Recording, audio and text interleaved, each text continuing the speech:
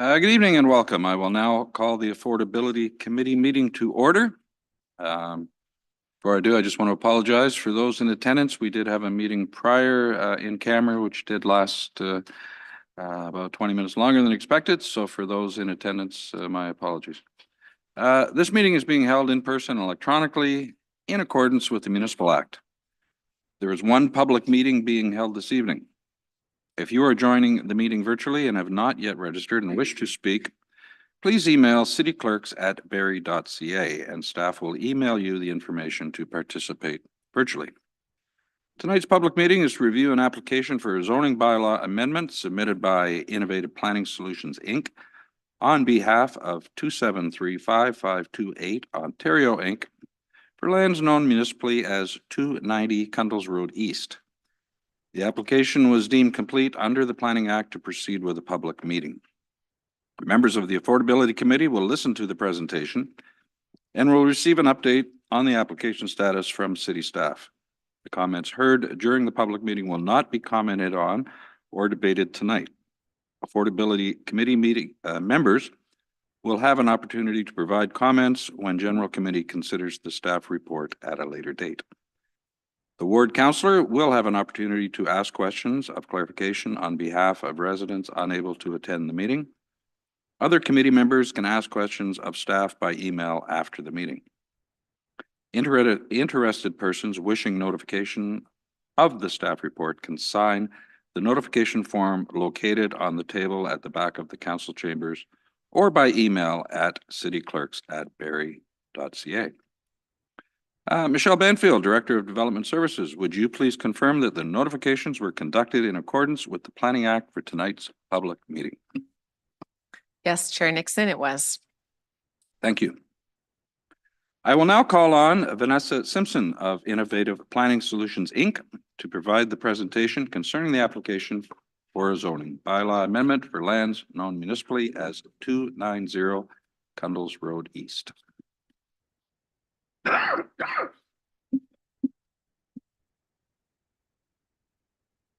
Thank you, Your Worship. Good evening, council, staff, and members of the public. As noted, my name is Vanessa Simpson. I'm the planner here to present on behalf of the applicant and Innovative Planning Solutions to present the proposed zoning bylaw amendment application for lands known as 290 Cundles Road East. There we go. The subject lands are currently occupied by the Barrie Free Methodist Church and has an area of approximately 1.57 hectares or 3.88 acres. And you can see it outlined in red on the image on the slide. The lands have frontage both on Cundles as well as Livingston Street. The site has multiple access points to the internal parking lot and the associated drive aisles. The lands are generally flat and contain vegetation around the perimeter of the property. It is important to note that only a portion of the lands are subject to the proposed development. These lands are outlined in yellow on the image. This area is approximately 0.2 hectares or 0.7 acres with 50 meters of frontage along Livingston. These lands are generally beyond the limits of the paved parking lot area and includes the existing access from the parking lot onto Livingston.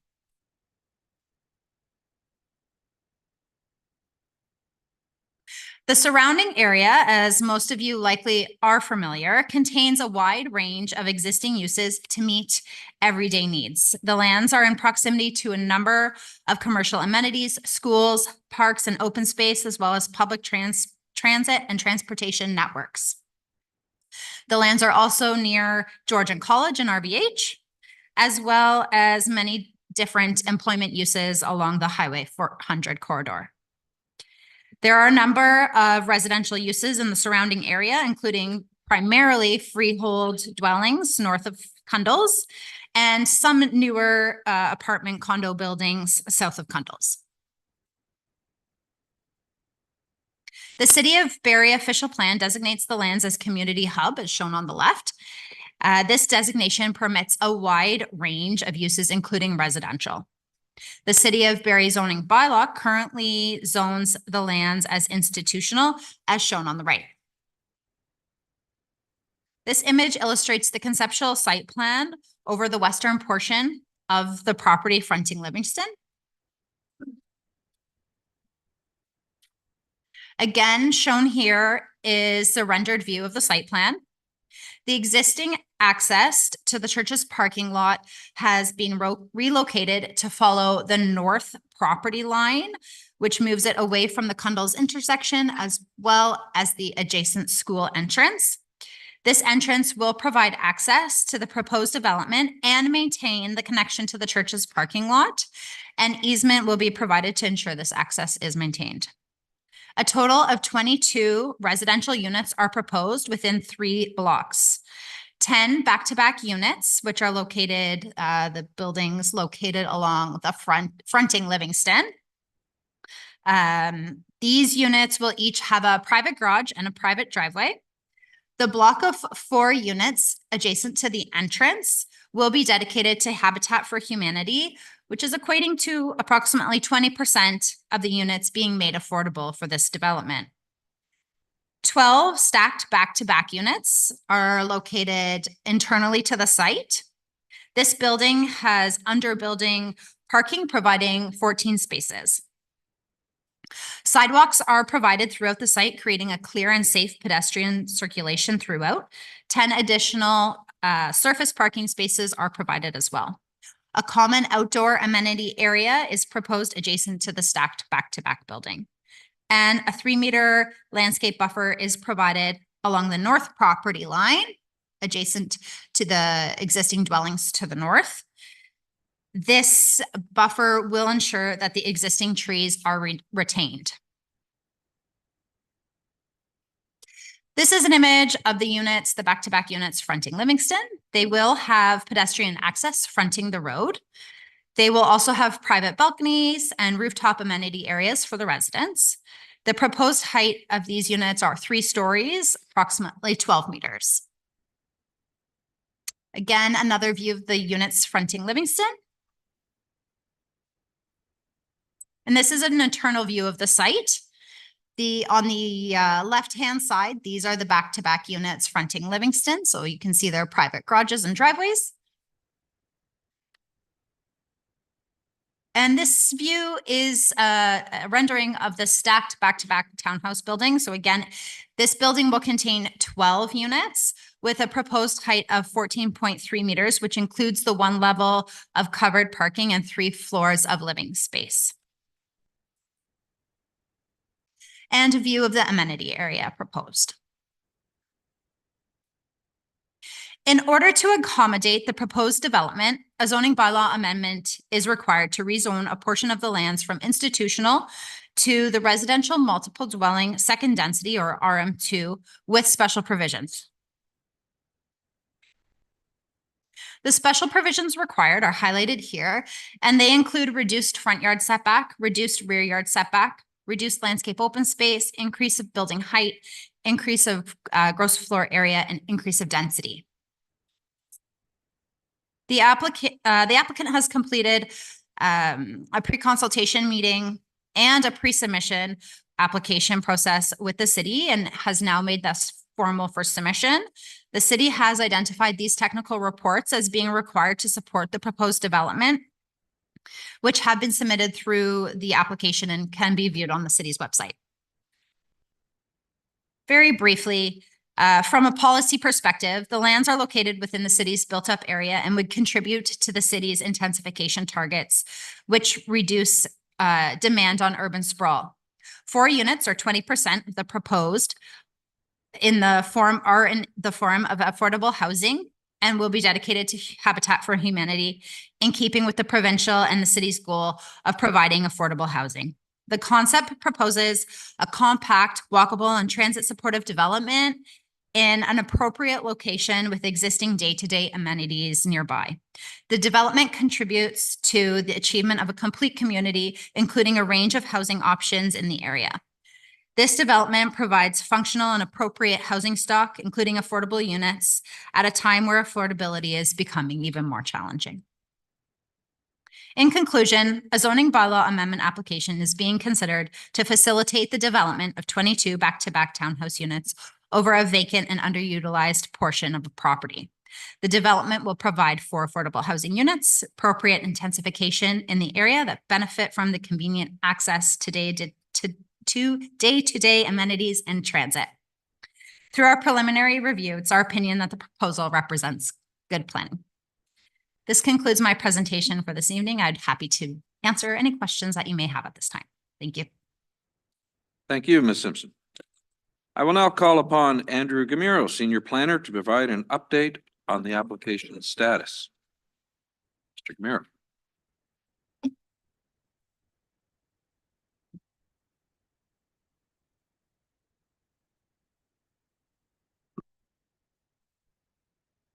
All right. Good evening, Chair Nixon, members of the Affordability Committee and the public.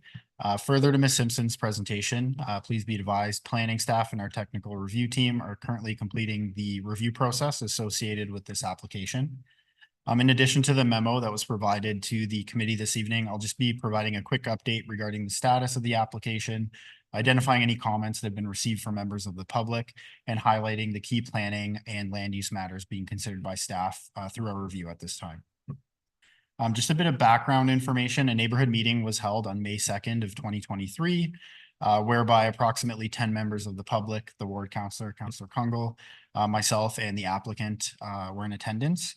And at that meeting, we received a number of comments from the residents, which focused primarily on a few different items, which included, firstly, there were concerns regarding potential impacts to traffic operations and pedestrian safety in the area.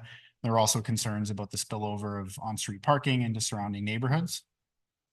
We also heard concerns regarding a loss of privacy on neighboring properties, particularly those located immediately north of the site, because their rear yards back onto this property.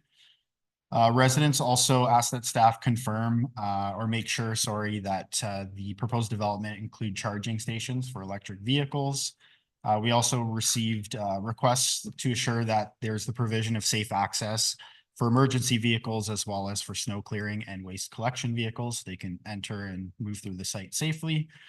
And finally, residents wanted assurances that the future construction activities associated with the proposal wouldn't result in any negative impacts on municipal roads or infrastructure. So those were the items that we heard at the neighborhood meeting, and staff are taking those into consideration as we move forward.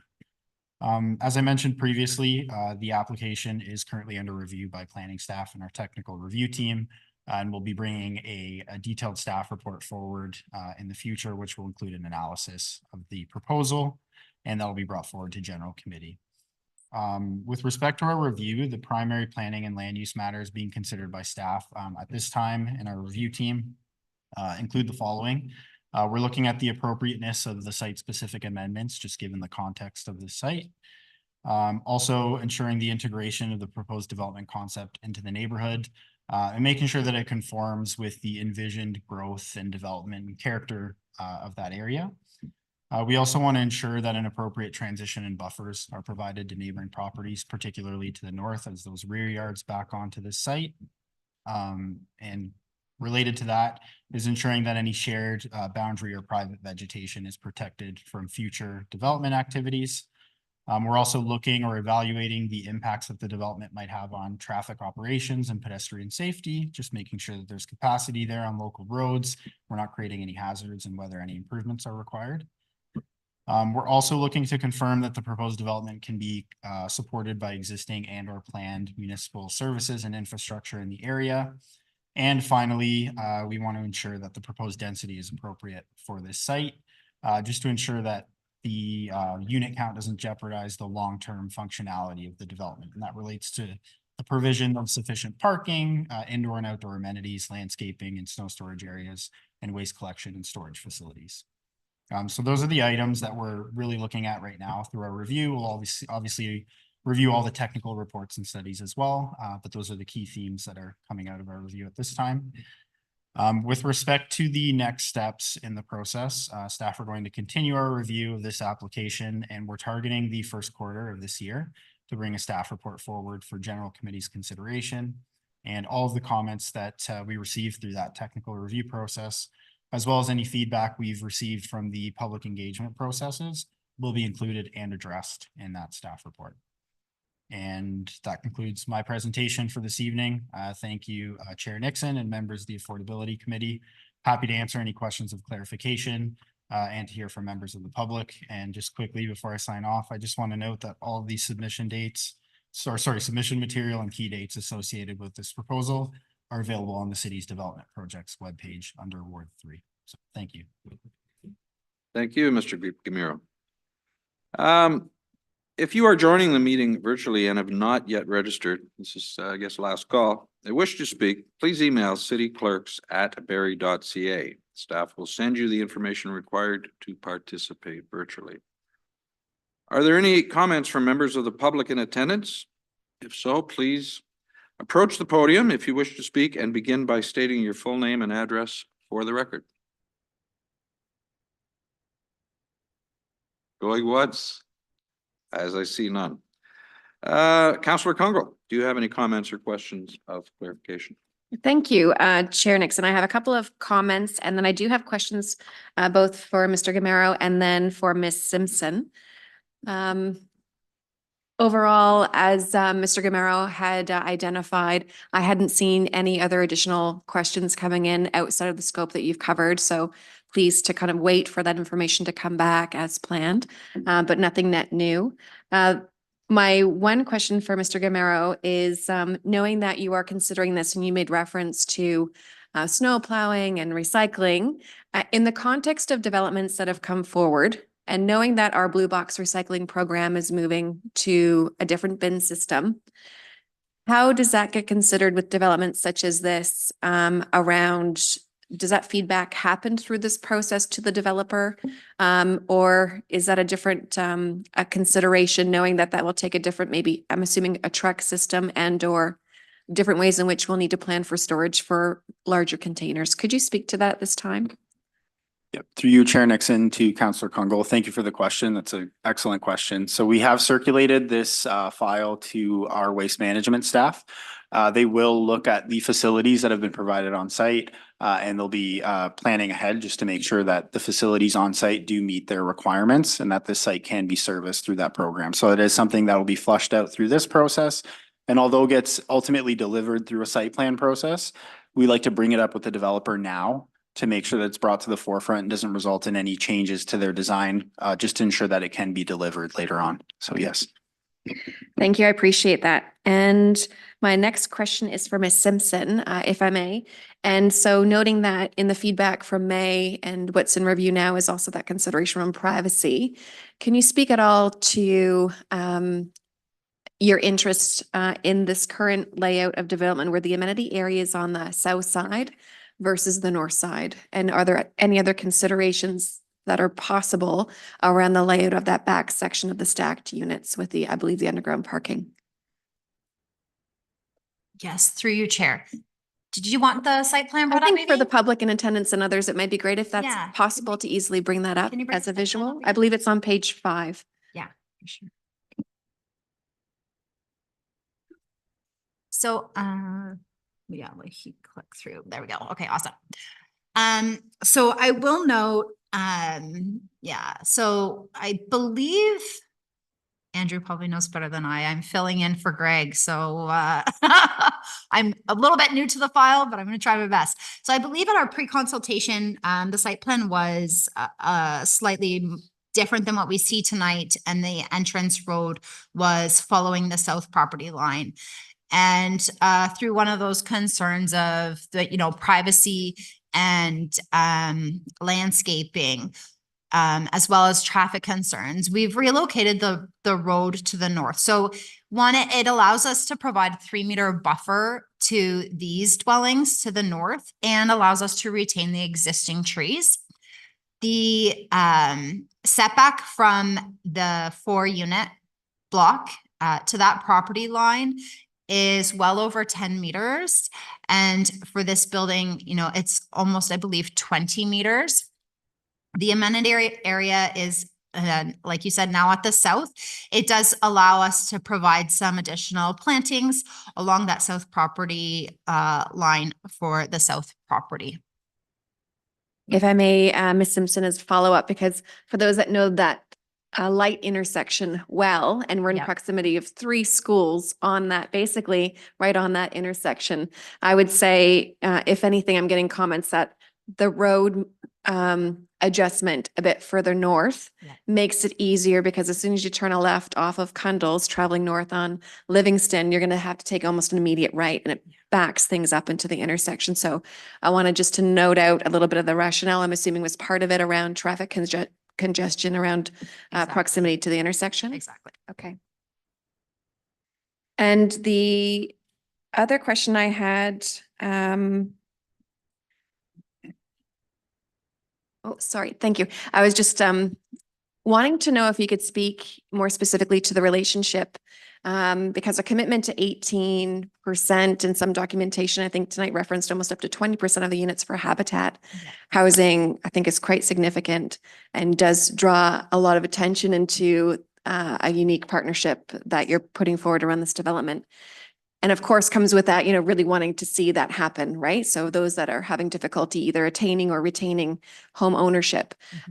Is that a formalized partnership you can speak to, or is it more of an interest or intention? Could you talk at all a bit about, is that commitment something that there's any type of certainty to say, regardless of what happens between now to kind of the development stage, that is a relationship by which you've got support?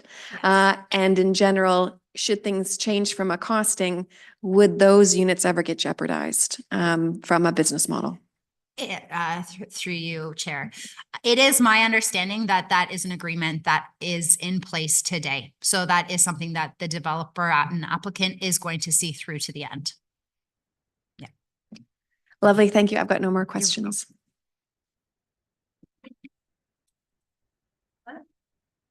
Would you? For you, Chair, would you like the applicant to add? He's Uh, way more knowledgeable on that aspect than I am. Through you, Chair Nixon, I'll ask you for process on that. Yeah, I'm fine with that. Okay. I'd like to step down. Thank you. Thank you. And you just need your name and address before you, Chair Nixon?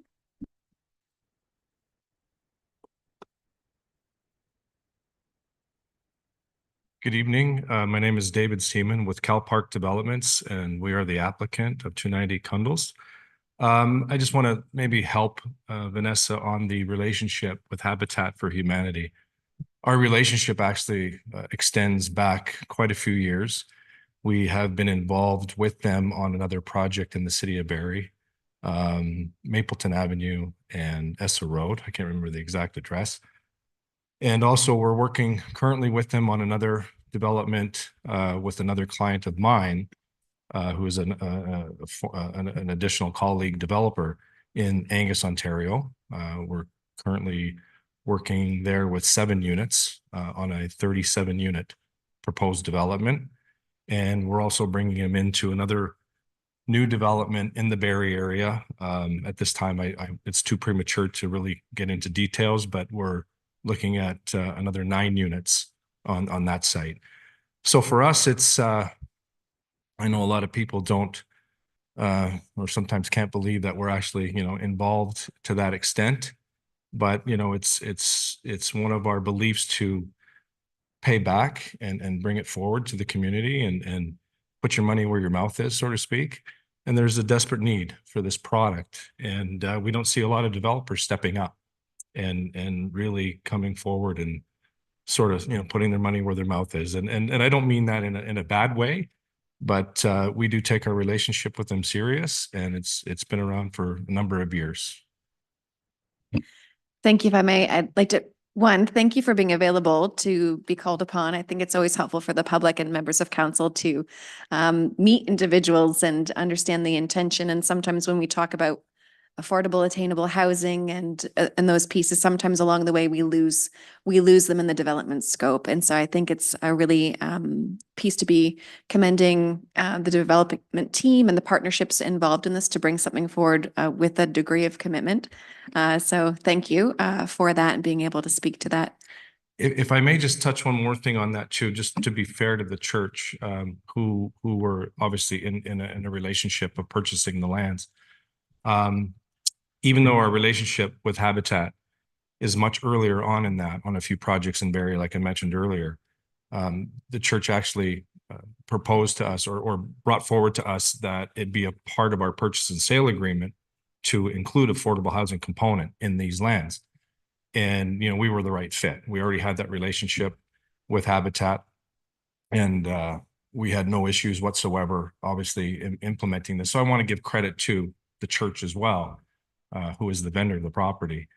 That, you know, wasn't all our idea. It was something they really felt strong about as well, and making sure that the buyer of those lands had no issues incorporating that. And again, I say we were the good fit because we've had that long established relationship with Habitat from a few developments already. So just want to make sure that got noted. Thank you very much. It does raise one more question. I believe it's in scope, if I may, because of where the conversation has gone, but also around, the seeing developments coming through partnerships and knowing the Barrie Free Methodist Church is the landowner of that original space. And you can call me out on order on this, but I was wondering through you, Chair Nixon, perhaps to Ms. Banfield, and or to any member, Vanessa or yourself, sir.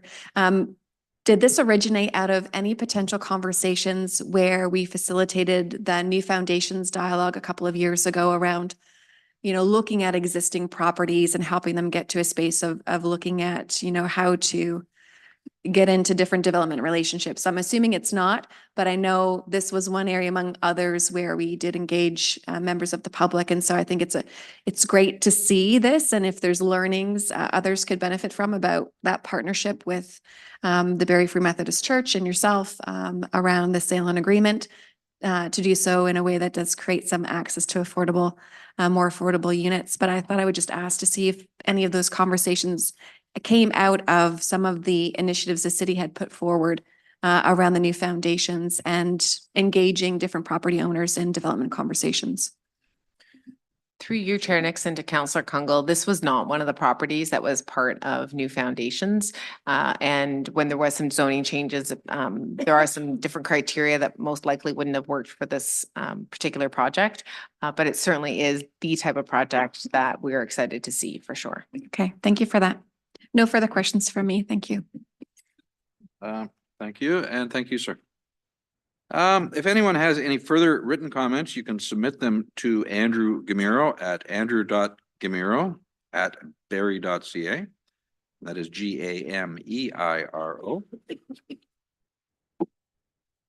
And it's time for adjournment. This concludes the Affordability Committee meeting. General Committee meeting will begin at 7:05. So give us a couple minutes. 7:10 it is.